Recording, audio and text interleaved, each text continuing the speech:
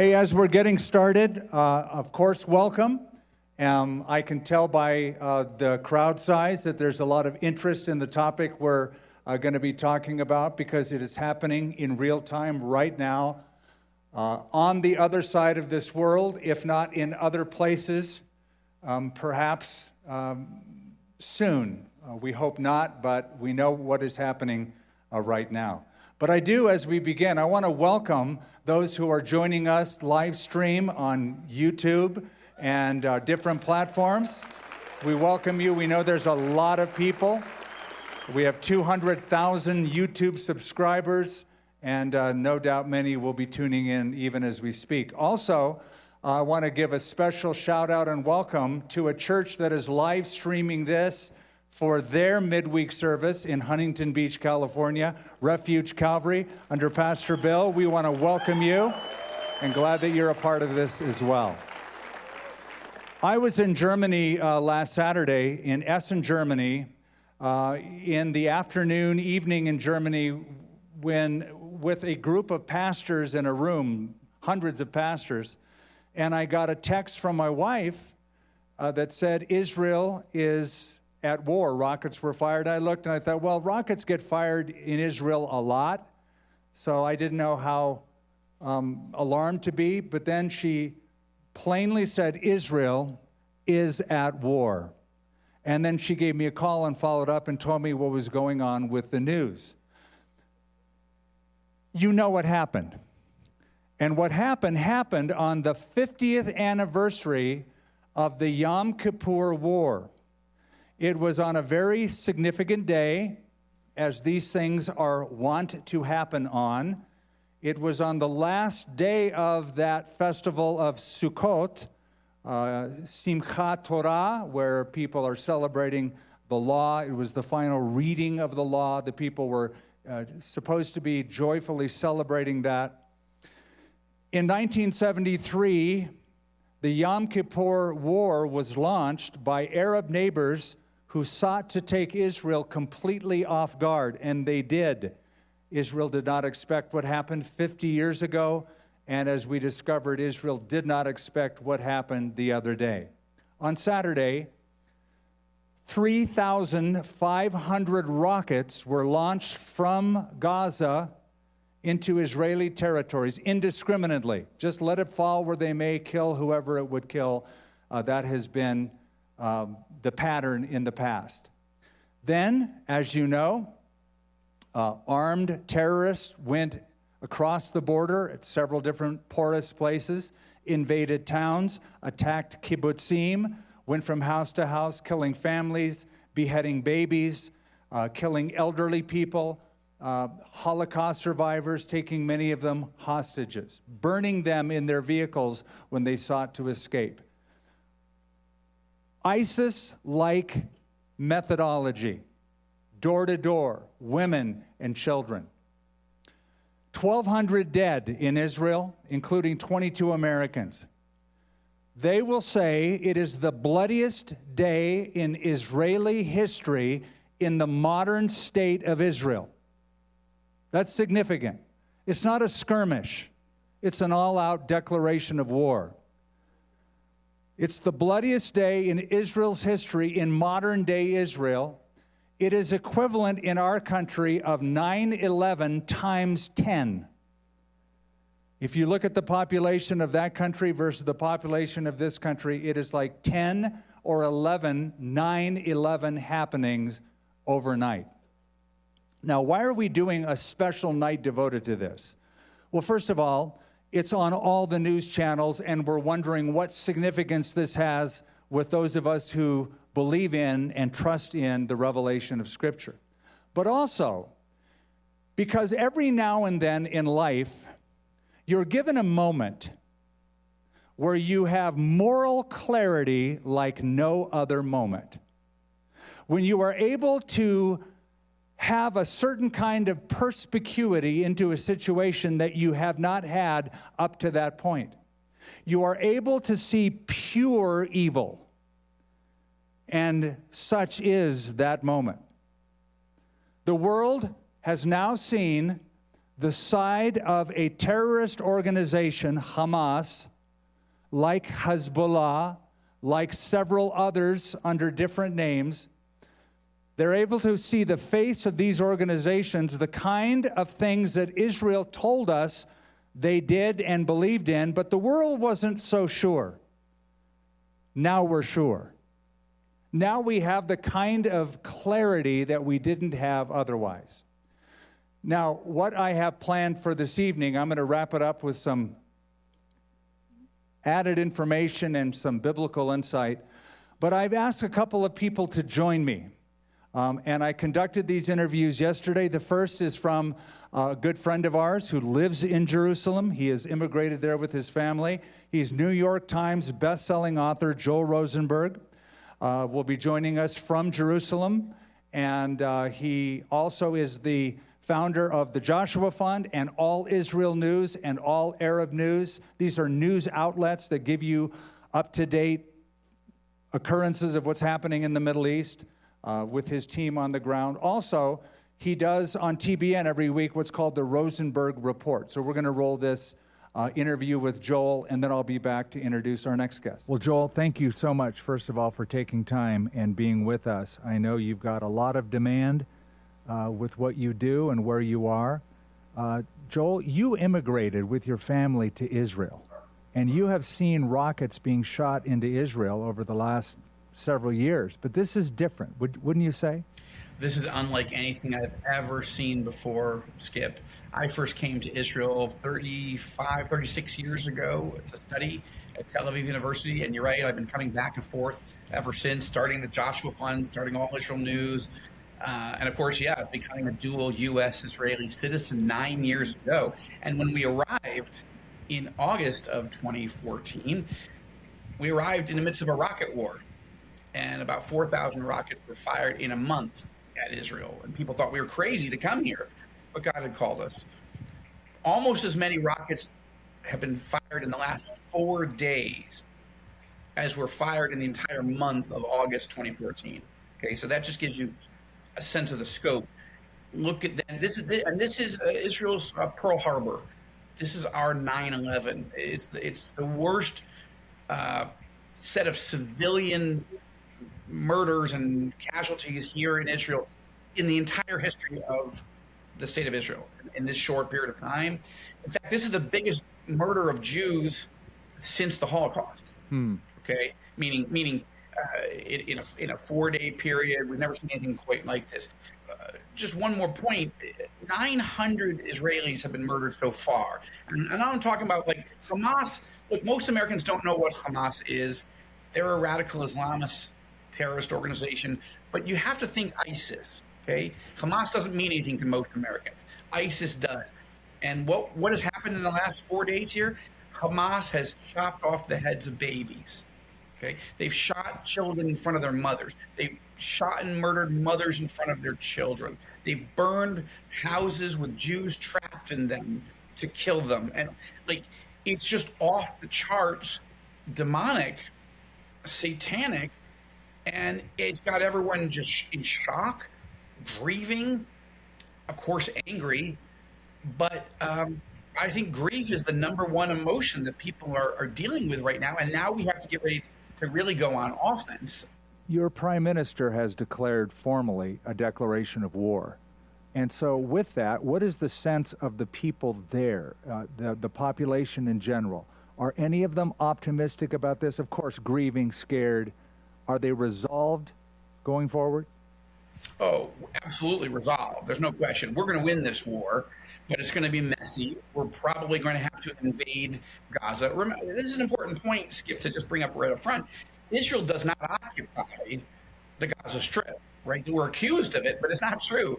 In 2005, our prime minister at that time decided to pull all Israeli soldiers and all Israeli civilians out of the Gaza Strip and just give the Gaza Strip to the Palestinians as a gift. You can have it. We don't want it anymore. Okay? So there's no actual reason for a terrorist to come across the border and tell us, oh, we're here to, fight you because you're occupying our land. We're not. Here they are. They're contained. The Gaza area is contained. but they're getting some kind of replenishment of the weapons that they use from somewhere. Talk about that. What country's behind this? Well, the main funder and supplier of arms and strategy and direction is Iran, the terrorist regime in Iran. So that's a problem. One of the ways the Iranians get their supplies of weapons in is by disaggregating them and hiding them in shipments of humanitarian relief goods or whatever, or that they're dual use things. Like a lot of the missiles or rockets are actually built in metal shops in Gaza. Okay, but they're not that sophisticated, so you can just keep building thousands and thousands and thousands and thousands of them. Based on just scrap metal or metal that you're bringing in to reconstruct, damaged buildings and build new high rises. So a lot of international aid gets siphoned off by Hamas and used to build terror tunnels, weapons, and so forth. But yes, and then whole weapons are smuggled in sometimes. We thought we were doing a good job at sealing it off, but clearly Iran and Hamas has blindsided us by being far better prepared than Israeli intelligence realized. And that's a colossal failure, a staggering failure of Israeli intelligence. And there will be a political price to pay for those in power if they don't win this war so successfully that everybody focuses on the victory rather than this horrific early set of defeats. So I think the political future of Prime Minister Netanyahu was very much in doubt. He was unpopular before the war began, but his sort of saving grace was he was always considered Mr. Security. And now that has blown a hole in the side of his brand. He was the one who made peace with four Arab countries, right? The Abraham Accords. Netanyahu's the one that has kept us out of major wars in the region and protected us. And he has done a good job, but something went wrong. Okay, now Hamas doesn't do anything on its own. It's all the direction comes from Iran. Okay, so why does Iran want to pick a fight with us now? Because they want to blow up the peace process. They are terrified. The Iranian regime is terrified of the idea of an Israeli-Saudi peace treaty, because that would essentially be the end of the Arab-Israeli conflict as we've known it, right? And so what has been the Iranian strategy here? The Iranian leadership strategy is tell Hamas to go into Israel in this massive attack, then lure Israel into a ground war inside Gaza, which is going to be incredibly messy. It's urban warfare, street to street, house to house, apartment to apartment, booby trap, landmines. There are going to be high Israeli casualties, and there's going to be high Palestinian casualties. And what does Iran want at the leadership level? What does the supreme leader of Iran want? Yes, of course he wants dead Jews, but what he really wants is dead Palestinians. Now you say, well, why would the supreme leader of Iran want dead Palestinians? Because he wants television images of collateral damage of women or children and young men who are killed by Israel as Israel tries to hit Hamas terrorists who are hiding behind the human shields of the 2 million Palestinian civilians and behind our Israeli hostages that they have, right? So that's this cowardly, demonic way. So if we try to go get them, no matter how hard we try, and we will try very, very hard not to kill civilians, but it will happen. And when it happens, this will make the supreme leader of Iran very, very happy, because CNN, MSNBC, all the networks, New York Times, BBC, Al Jazeera, everybody else will start to make us as Israelis look like monsters, that we're not defending ourselves from monsters, but now we are the monsters. And that the Iranian leadership hopes will cause the Arab Muslim world to back away from Israel rather than gravitate towards us. And that, obviously, ultimately, Iran wants us to be annihilated. It's Iranian leaders that are on the record that keep saying we want to wipe Israel off the map. So, of course, they want to kill us all. But to get there, they need to isolate us. And what they're terrified of is, rather than the whole Muslim world being against us right now, more and more of the Muslim world is for Israel. And that's what they're trying to blow up right now. Joel, it's been said that Israel will use bombs to protect its people, while Hamas will use people to protect its bombs. Their strategy is different. So now that an incursion has happened into Gaza, there's rubble from the bombings, and there's going to be, it seems like, from what you just said, a house-to-house, door-to-door. Is the thought that it's just going to be a slight incursion, or is it going to be a total takeover of Gaza? There hasn't been an Israeli ground operation inside Gaza, I don't think, since 2014. I think it was called Operation Protective Edge. And then Israel just decided, you know what? It's not worth it. It's not worth any of our soldiers getting killed. Why don't we just keep building out the Iron Dome system? Because at that point, it was, quote, just rockets coming at us. And if we can shoot 95% of them down, then that keeps us from having to go invade Gaza. But this has changed the calculus. But Hamas has just done in 4 days what nobody else could do in the last year, which is unify Israel. Israel's 100% unified. And in fact, Netanyahu last night on television called for the leaders of the opposition parties to join him in an emergency unity government. Those negotiations are ongoing. I think that will probably happen. I think it should happen. And so then we'll be at war. But I think we're going into the biggest invasion of Gaza ever, because I think that the unified position is enough.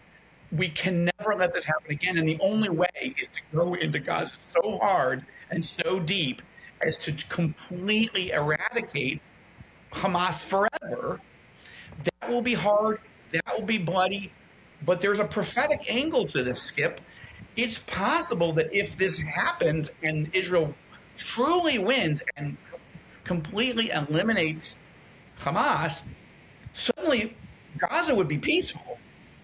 And this would add to the sense of Israel's becoming more and more peaceful with more and more of its neighbors. I mean, I hate to say it that way, but it's possible that this could be setting up a moment where the Palestinians would realize they're defeated. Don't try to destroy Israel. Learn to live at peace next to Israel. And that could lead to the very conditions of Ezekiel 38, peace and prosperity in Israel, when then Russia, Iran, and these other countries come into attack in Gog and Magog. Too early to draw any conclusions. There's a lot of messiness ahead of us.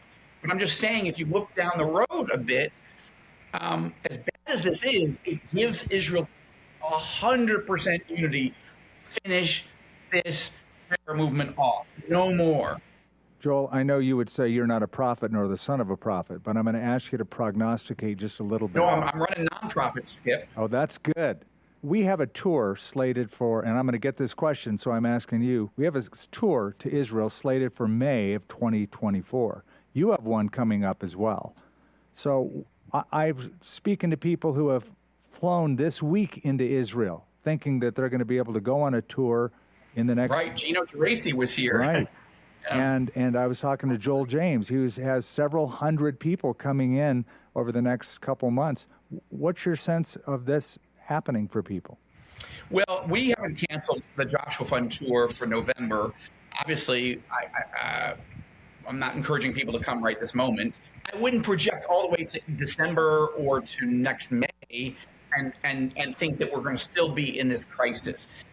Wars in Israel, even when we say they're long, they're not as long as, the United States going to war in Afghanistan for 20 years. Like, we don't do that here. So we'll know in the next month or so where we are. I would encourage people to keep planning, leaning forward. Joel, I know you got a lot of these lined up. Thank you for taking the time. I expect to see you in May. We always love you when you can come and speak to the group and give us a briefing, and that would be a timely briefing indeed. So, God willing, I'll see you in May. The interview I did with Joel, we did about 11 minutes just now, but it was about a 40-minute interview. That's going to be in totality living on our website for a while. So when you go to the Calvary website, right on the opening page, you'll see a link where you can go watch the whole interview with Joel Rosenberg, as is the next interview, much lengthier, and that will also be on the internet as well. So the next interview I did was with somebody who lived in Israel for a long period of time. He moved back to the States to take care of his ailing parents in Pennsylvania. His name is Steve Ben Yeshai, also known as Steve the Tour Guide. A very intelligent guy, has a PhD, served in the Israeli Defense Forces in the Israeli Army for a number of years. And so I asked him slightly different questions, but this is Steve the Tour Guide. So Steve, thank you for joining us. My pleasure. Listen, there's now around 1,000 who have died, and that includes, I think, 11 Americans. When you heard the news, you and I were texting, but when you first heard the news, what did you feel? Well, like everybody else, I was horrified, but it was also combined with a feeling of gratitude as I was scheduled to depart for Israel myself 24 hours before the carnage began. Remember that you and I were witnesses of the Second Intifada, which claimed 1,000 lives over 3 years. This claimed the exact same amount of people in only a few hours.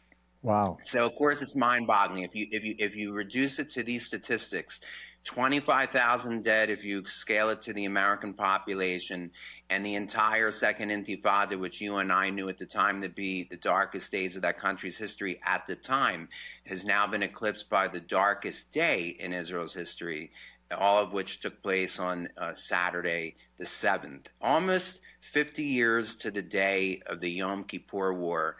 And also important because even though between the Yom Kippur War and Saturday's events, Israel's been in many military conflagrations that you and I consider wars, but in their own terminology, they were always termed as military operations. When Israel declared war on Hamas on Sunday, it now made it the first war in 50 years. In other words, to Israel, all those other things were kids' play compared to this war. This is the first declared war that Israel has had since the 1973 Yom Kippur War, which many cite as a precedent for this shocker also. One of the bases that they overran on the Gaza border was a base associated with my own military unit that I was in, the battalion known as the 51st Battalion of the Golani Brigade. And I saw the whole thing filmed by the Hamas invaders, and I saw the Golani flag and the battalion flag amongst the corpses of the soldiers on the ground. The soldier in me not only identified, of course, with that particular unit, but what shocked me was how quickly the base was overrun as if there wasn't even a fight. And that's what's shocking about all this. How rapid this invasion took place. It's believed that at least 1,500 terrorists infiltrated the country through 40 breaches of the border fence. In addition to the paragliders that maybe some of you have seen on footage, air, sea, and land invasion, and Israel's even elite soldiers were killed easily. And I think that's what adds the humiliation to the shock. It's not only a shock, but it's a humiliation. And I would say that I would tell you that the Second Intifada almost eviscerated what was left of Israel's left wing. And by the way, when I say left wing in the Israeli context, I'm referring to those that have always upheld the belief of land for peace. While that Second Intifada almost eviscerated that movement, this totally destroyed it. I would say there's almost nobody left in Israel. I'm not only referring to people that want to make peace with the Palestinians, but the country's almost united with one voice to flatten Gaza. In other words, the secular humanism of the left that often humanized the enemy, such as Hamas, no longer. Because of the it's a national humiliation, a shock, and what it is eventually will give way to anger because of the government. Remember, Golda Meir, who was the prime minister in 1973, after the war, her prime ministership ended in disgrace over this. There's no way the current Prime Minister Netanyahu survives this politically. Saturday, October 7th, was the darkest day in Israel's national history. That's not going by my words, but by nearly every single person who comments on it on their media in Hebrew. It's become the consensus. It was the darkest day, the day of infamy. Wow. So, Steve, tell us a little bit about Hamas, this group known as Hamas. We know the name. Most Americans have heard it. I don't think they understand what it is in particular, because there are so many groups in the Middle East that are poised against Israel. Tell us about Hamas. So the name Hamas is an acronym in Arabic for the Islamic Resistance Movement. And according to their charter, they stand for three things I can just think of off the top of my head. Jihad against the Jews in particular, jihad against the world in general. In other words, all infidels. First, the Saturday people means they'll first kill the Jews. Then the Sunday people means they'll secondly kill the Christians. And to set up a global caliphate, the same belief that ISIS had, the same belief that Al-Qaeda had. It's just a local Palestinian expression of it, but with the same inspiration, the same methodology, as became, I'm not sure how aware you have become of the grisly details of this attack, but on one kibbutz that was overrun by these attackers, 40 babies were killed, many of them were beheaded, others were burned alive. So their tactics, similar to what you know of the ISIS era, in Iraq and Syria. And it's a jihadist organization associated with the global jihad, but it's the local Palestinian expression of that global jihad. So, Stephen, look, these are obvious atrocities. There's no question. You see these images and videos coming in, and yet, if you listen to some of the other side, there's a narrative claiming it's Israel's fault. It's what I get on my social media when I put on posts about praying for Israel. There's people who are waiting for this because they want to tout the other narrative. I want you to respond to those who claim this is really Israel's long-term policy consequence. Well, look, first of all, I want to say, Skip, that where people stand on the Arab-Israeli conflict betrays a lot more about them than where they stand on the Arab-Israeli conflict. It cuts down to their orientation on all sorts of things, whether they believe in God or whether they're atheists, whether they're leftist or whether they're rightist. There's many issues behind where people stand on the Arab-Israeli conflict. But, the main charge is that Israel in the past, when they go to war with the Gaza Strip, innocents are killed in the process, and therefore Israel's cruel and kills innocents. And I would say, look, Israel has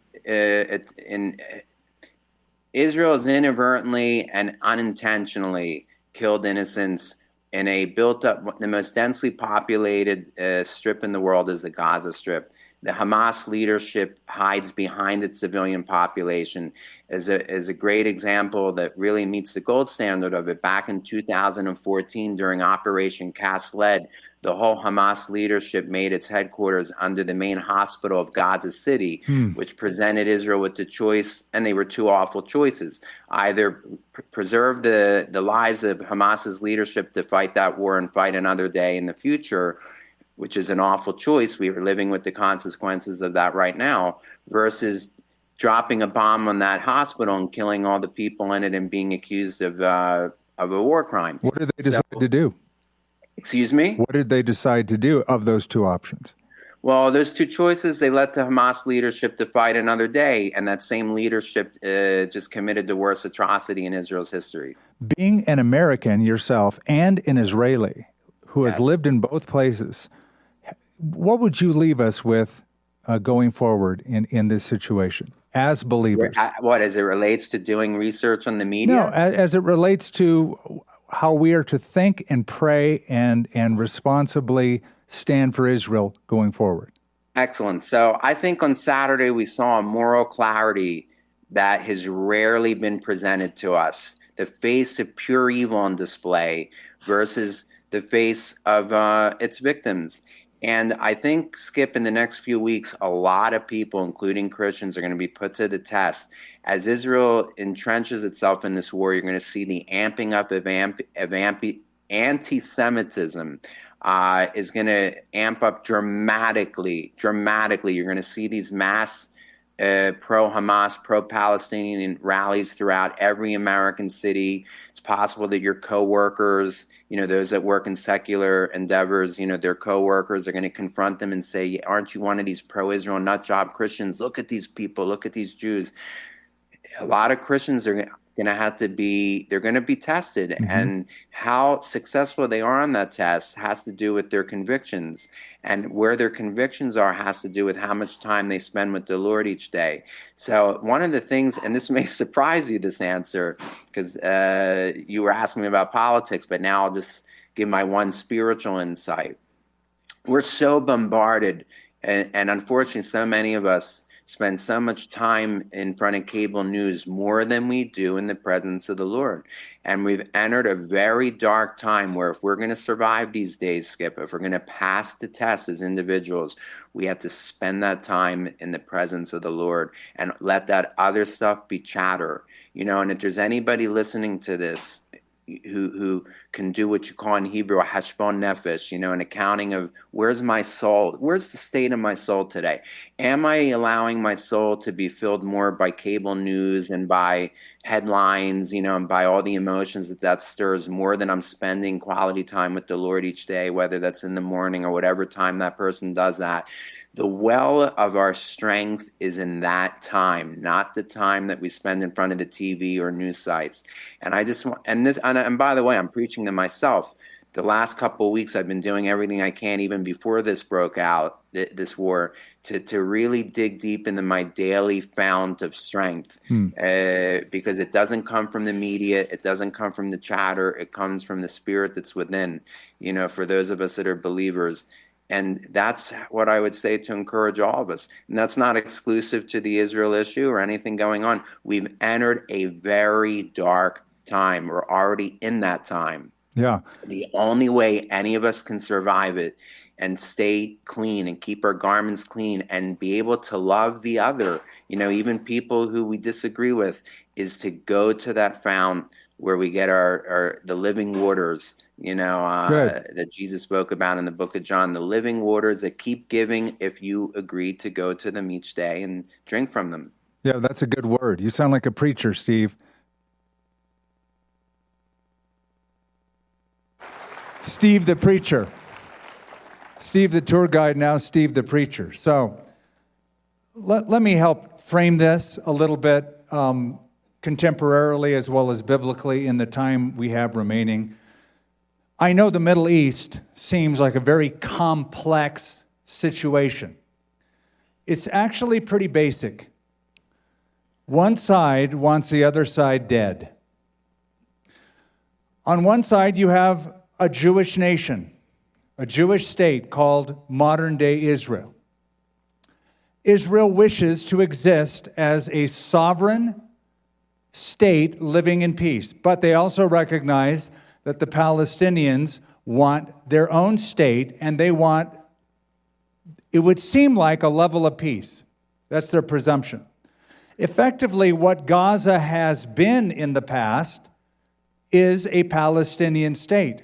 Contrary to what you may have heard, Gaza is not occupied by the Israelis. In 2005, under Ariel Sharon, they completely left Gaza, completely gave it over to the authority of the Palestinians, who then elected Hamas to be the ruling governing body in that district.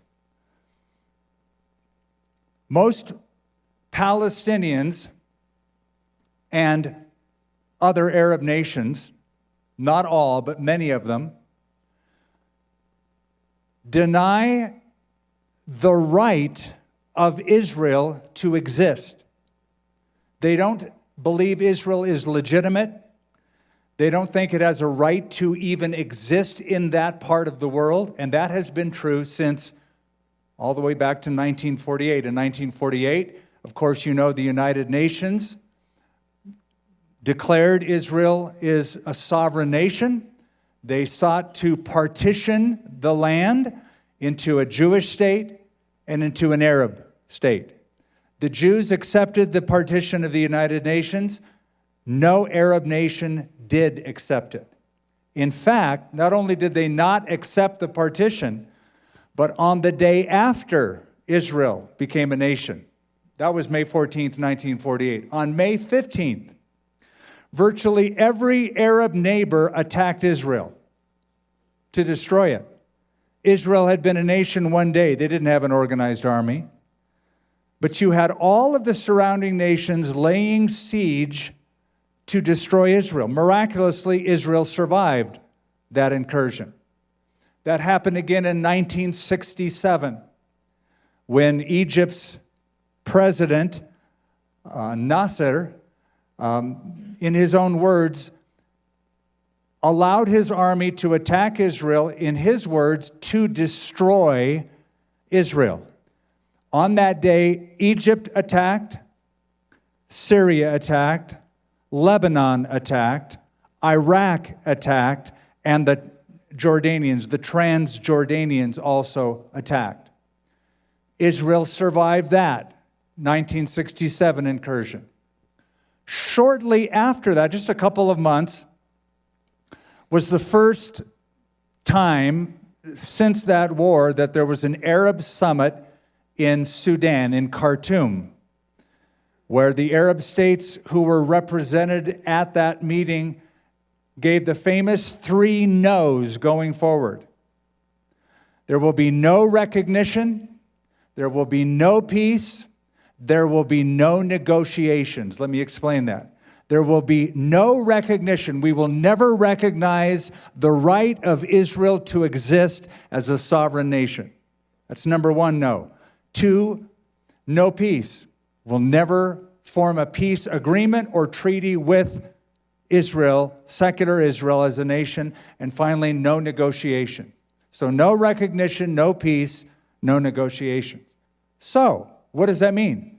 It means no peace treaty can be signed, no agreement can be made. They will never recognize Israel. I want you to get this. There's a charter, for those who care to read it, called the Hamas Charter. And the charter calls for the destruction of the nation of Israel. In Article 13 of the Hamas Charter, it says, and I'll put this up, there is no solution for the Palestinian question except through jihad. Initiatives, proposals, and international conferences are all a waste of time and vain endeavors. End quote. You see what they're saying? Don't bother coming to us to sign an agreement. We'll never agree to anything. We want Israel completely annihilated. In fact, just the other day, this resurfaced. This is from Mahmoud al-Zahar, who is a commander for Hamas. He warned, and we should take this warning to heart, that Israel is only the first target. He said, and I quote, the entire planet will be under our law. That's their goal. There will be no more Jews or Christian traitors.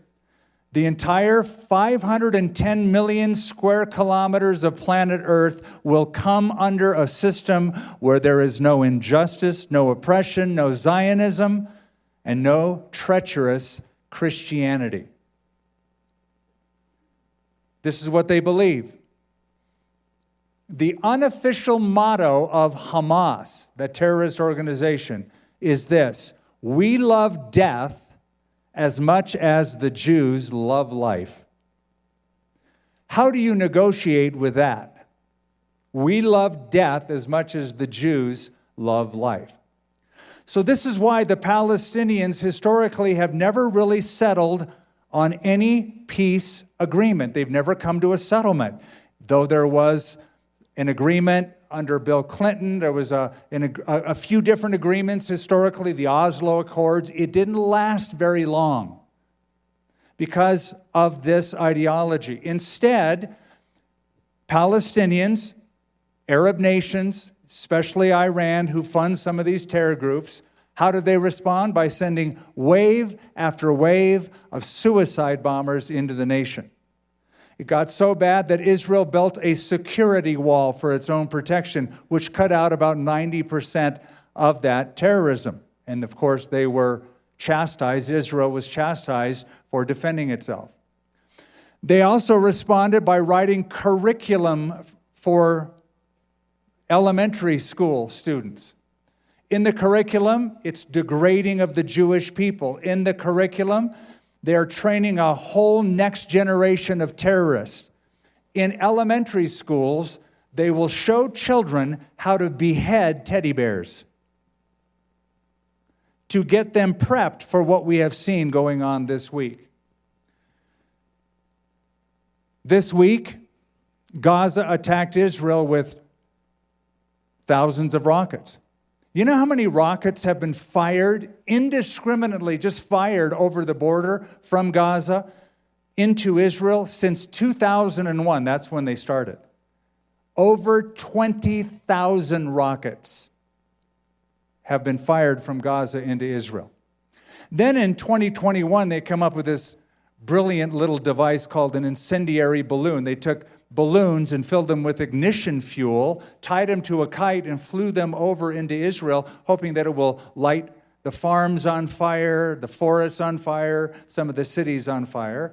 Then, as you have seen, paragliders with machine guns coming from Gaza into Israel. Then drones with bombs on them being unleashed.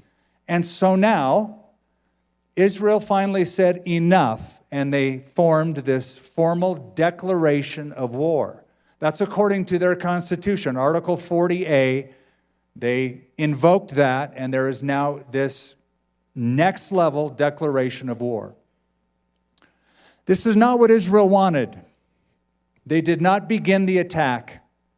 They gave Gaza completely to the Palestinians. Ariel Sharon brought any Israeli settlements back, giving it to them since 2005. But look at the words of the fourth Prime Minister of Israel, Golda Meir. She said this: "We can forgive the Arabs for killing our children. We cannot forgive them for forcing us to kill their children. We will only have peace with the Arabs when they love their children more than they hate us." Quite a quote.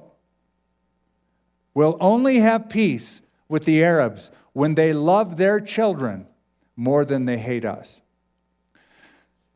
But for those of us who are Bible students, we realize it always comes back to Israel. It always comes back to Jerusalem, right? And we have noted that. We have just concluded a series on The End is Near, where we talked about some of these things. Here you have this nation that is smaller than the Central American country of El Salvador. You have a country that is roughly the size of the state of New Jersey. And yet it all comes back to Jerusalem, all comes back to Israel. So many of the headlines, it cycles through. In Zechariah chapter 12, the prophet said, "It shall happen in that day that I will make Jerusalem a very heavy stone for all peoples, and all who would heave it away will surely be cut in pieces. Though all the nations of the earth are gathered against it." So the Bible predicts, as it has been in the past, the Bible predicts so in the future, that the focal point of history will center on the Jewish people, the state of Israel, the city of Jerusalem. We discovered in our series on the end times that God's prophetic timetable, God tells time by the Jewish people. 70 weeks are determined for your holy city and for your people, the prophet Daniel declared. Now, something we touched on in that series, I want to sort of bring it back to because Joel alluded to it. Steve did not, but Joel did. In Ezekiel chapter 38, and 39, there is the prediction of a future war that involves Israel and it involves nations around the world.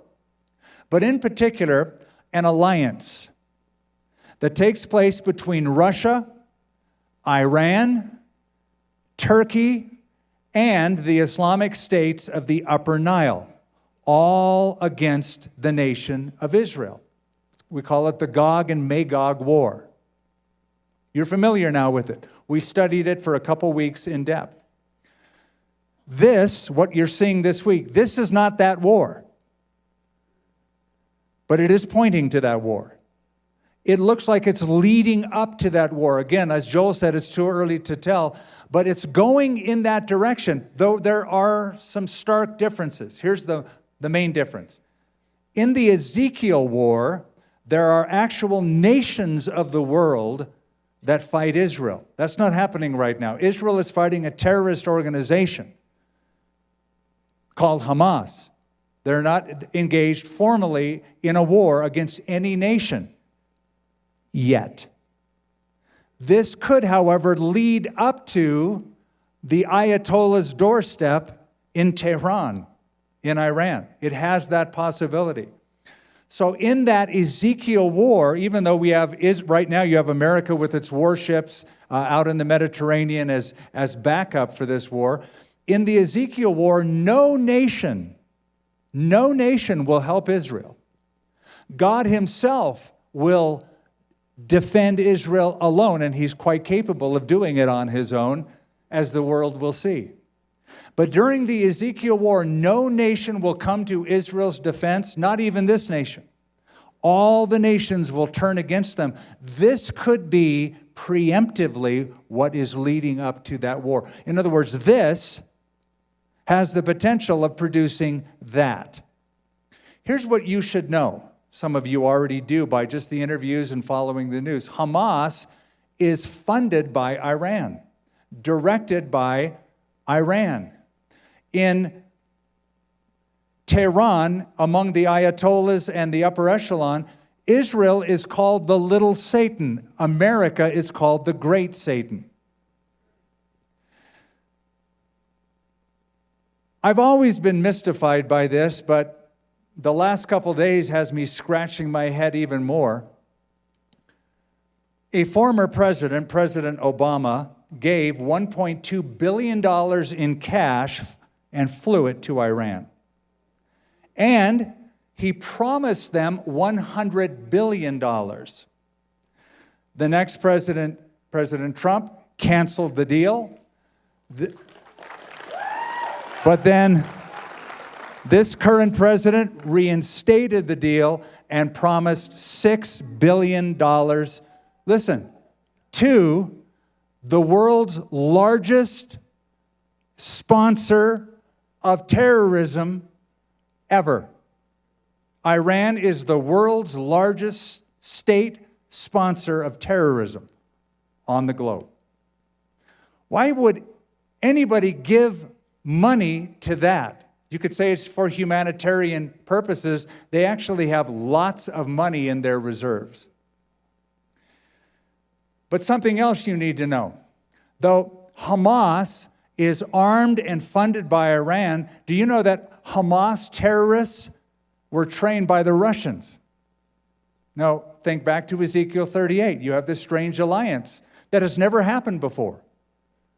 Never happened historically. The prophet predicted it. Never in history can we find it until now.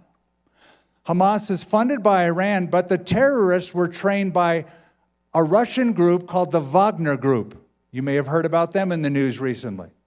They came in after an incursion in Africa. They came to Gaza to train them militarily. And just yesterday, Russia said, if the United States supports Israel in this war, then Russia will support the Palestinians in this war. And just today, the president of Turkey, President Erdogan, rebuked Israel, saying that Israel is ruthlessly targeting Palestinians and violating human rights. So I wanted just to show you some of the back thinking and talking going on in this war right now. We have this alliance, And we already know that there has been a deal. I told you about this in our series on the end times. There has been a deal between Turkey and Russia for an anti-ballistic missile system. That's in place. Now again, when Ezekiel wrote about these nations, that had never happened. That alliance never happened. You are seeing it beginning to form now. So, a lot more could be said. I don't want to say more. I want to pray more, and we'll do that in a minute. So let me leave you with some things to do. What do we do now? Here we are. We're Bible-believing Christians. Some of us are looking for a tour to Israel in May, and as far as things are going right now, I plan on still going. Lord willing, of course, things could change, but I'm still planning to go. But what do we do until then? What should we do now with all this going on? Number one, stay prayerful. Right? That's a given, right? You'd expect to hear that. Stay prayerful. Do you know, we are told, we are commanded by Psalm 122, pray for the peace of Jerusalem. May they prosper who love thee. So we should be praying for stability in the Middle East, the peace of Jerusalem in particular. So stay prayerful. Number two, stay aware. Stay aware. Our security team here at the church has the motto, head on a swivel. You know, you're always kind of looking around. You want to live in the yellow. You want to just be aware that not everybody in the world is good, and bad things can happen, even to good people. So be aware. Stay aware. We're living in difficult days, and what is troublesome is not only do we have instability in the Middle East, but we have an unsecured southern border in this country right now. We have tens of thousands of military-age males from Middle Eastern countries included in the incursion at the southern border. We don't know who they are. Many of them, 150 of them, have been on the FBI's terrorist watch list that have come across the border. There's tens of thousands of people who have infiltrated this country, and we don't know who they are, and many times we don't know where they are. So stay informed, stay aware. So stay prayerful, stay aware, and the third is stay informed. How do you stay informed? Well, you could just watch CNN or MSNBC or Fox News or any one particular news source, but I'm going to say whatever you get your news from, wherever you do, add to that All Israel News. Get it from Jerusalem exclusively. AllIsrael.com will take you to All Israel News. They'll give you a daily feed of what's going on there. You can click on links to get more information. They will give you the sourcing of that information so you can go as deep as you want. That's AllIsrael.com. Also, Joel is featured every week on TBM on the Rosenberg Report, and that is rosenbergreport.tv. I would recommend that to you if you want the TV version of the news, rosenbergreport.tv. And above all, when I say be informed, read your Bible regularly.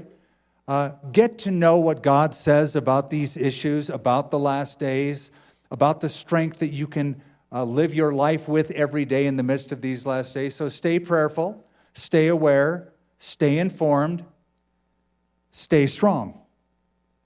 Stay strong.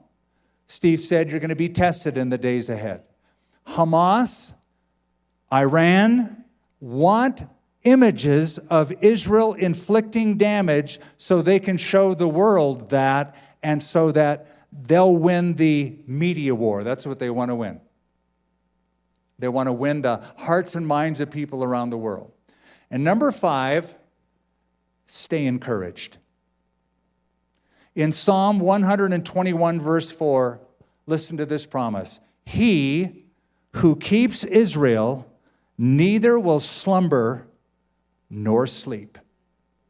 He, God, who keeps Israel, and he has done it time and time again, neither slumbers nor sleeps. You know, if you study Jewish history, if you study Israeli history, and you still don't believe in miracles, you're not a realist. Think of what Israel has survived. 400 years of slavery in Egypt, 2 total destructions, multiple deportations, 2,000 years of dispersion, and a Holocaust. Add to that 1948, add to that 1967, add to that 1973. This is a horrible time. God's going to get them through. God's going to get them through. He who keeps Israel neither slumbers nor sleeps. So stay encouraged. And the ultimate encouragement is what Jesus told us. When you see these things begin to take place, lift up your eyes because your redemption draws near. Now, I can tell by the applause that most of y'all here are saved. Right? You're saved. You know it. You're glad you know it. But listen. You're saved for a reason, a purpose. And my challenge to all of us is raise the bar now on your spiritual life. Whatever bar you're at, you keep your quiet time, you love the Lord, you're in fellowship. Now raise the bar. Raise the bar in personal service, personal fellowship, witnessing. Just raise the bar just a little bit. Because God isn't finished with you yet. And these are dark days, so let's step up to the plate. And I'll encourage you, because you're all here on Wednesday night, devote yourself to a systematic study of the Word of God. And on Wednesday nights, we go through the Bible, the whole Bible, nothing but the Bible, Genesis to Revelation, verse by verse. We happen to be in 2 Kings currently, except for tonight. But I'm going to encourage you, if you're watching by multiple platforms or at our wonderful church friend in Huntington Beach, California, up your personal spiritual bar of commitment, of love for God's people, of love for the Lord. Well, we're going to throw some prayer requests up on the screen, and then we're going to close in a song. And so you can go through these individually. I would encourage you to take 2 or 3 people next to you, pray out loud for these things in small groups, and then we'll get back together and we'll sing.